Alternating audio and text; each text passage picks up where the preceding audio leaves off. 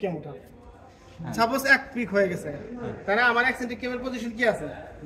এরকম আছে না হ্যাঁ মানে উঠাইছে সে যখন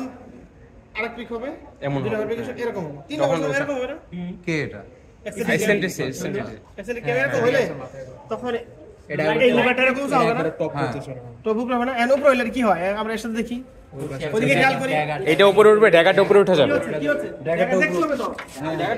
ঢাকাটা উপরে উঠতেছে হ্যাঁ ঢাকার উপরে ওটা কি হয় একদম টপ পজিশনে চলে যায় স্প্রিং এ ধাক্কা দেয় আমাকে দেখ রে ভাই তুই দূর থেকে উড়ে আসো এই ঢাকার ওঠার কারণে কি হয় স্প্রিং এ ধাক্কা দেয় হ্যাঁ লাগতেছে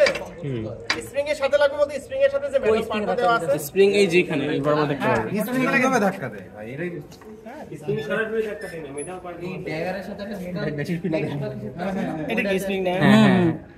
এই স্প্রিং বক্সটা কার সাথে স্লেজ সোর্ডের সাথে বসানো ফিক্স করা এই স্লেজ সোর্ডের সামনে ড্যাগার এরকম করে আছে আবার এই যে এখানে এরকম একটা মেটাল পার্টস আছে না এর পিছনে হলো স্প্রিং তাই না এই যে স্প্রিং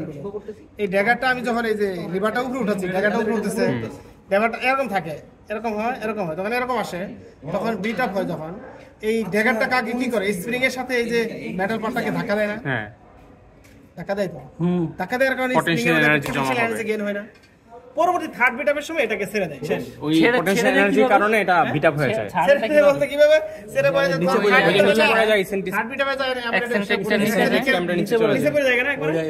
এটা কি হয় এই লিভারটা পড়ে যায় না ড্যাগারও নিচে পড়ে যায় ড্যাগার নিচে পড়ে গেলে ওই আবার স্প্রিংটা তখন ধাক্কা দিয়ে একবারে ফ্রি হয়ে যায় না তখন কি করে স্প্রিং এর যে পটেনশিয়াল এনার্জি এবং লিডের যে মোশন এর কারণে ওই যে পরিমাণ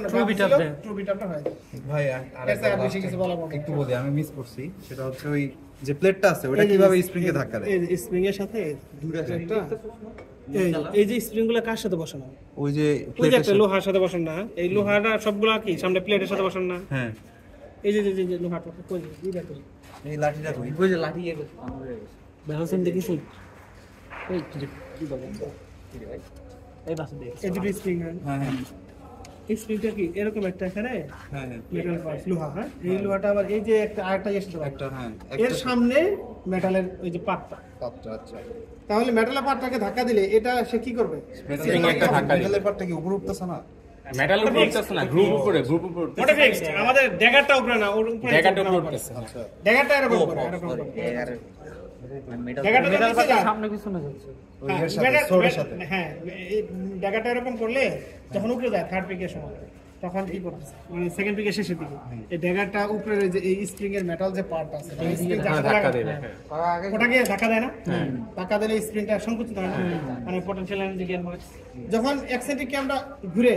একবারে পড়ে যায় তখন এই লিভারটাও নিচে পড়ে যায় ড্যাগার নিচে নেমে যায় ড্যাগারের সাথে সাথে নিচে নেমে যায় আমরা দেখছি না এই যে কি হয় এই যে এখানে ড্যাগার উঠাচ্ছে উপরে উঠতেছে না ওই পাশে